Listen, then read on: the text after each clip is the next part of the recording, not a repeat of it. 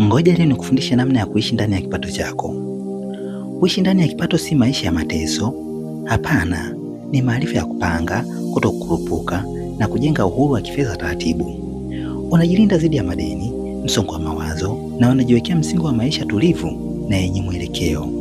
Nipe muda wako tafadhali, hutojutia. Let's go. Kwanza tengeneza bajeti. Hakuna kitu kinachofanya mtu akose pesa kama kutokuwa na mpango. Andika kipato chako, orodhesha matumizi yako ya lazima, panga kiasi cha akiba na acha matumizi yasiyo na mpango. Pili, jua tofauti kati ya matamanio na mahitaji. Usinunue kitu kwa sababu tu umekipenda. Hapana, nunua kwa sababu unakihitaji. Hii itakusaidia kuzuia matumizi ya msukumo na kukupunguzia majuto. Tatu, epuka madeni yasiyo na lazima.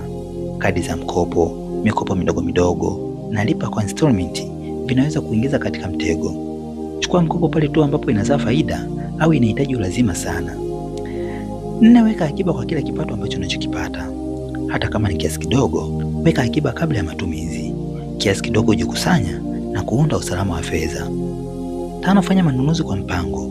Linda bei, nunua kwa jumla inapowezekana, tumia orodha na pia epuka kununua ukiwa na hasira au njaa.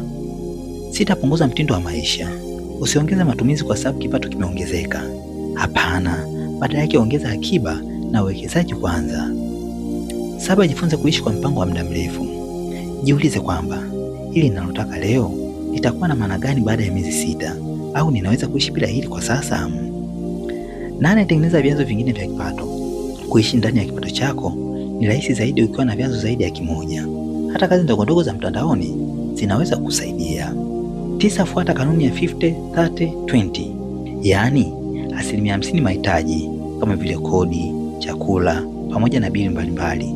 30% matamanio, yaani outing, zawadi pamoja na starehe, na 20% ni akiba na uwekezaji. Hii hukuweka katika uwiano mzuri wa kifedha. Mwisho, jifunze kusema hapana kwa matumizi yasiyo na tija. Marafiki, matukio, fashion, outing au pressure za mitandao, vyote vinaweza kuingiza katika matumizi yasiyo na mpango. Kujizuia ni sehemu ya ukuaji wa kifedha.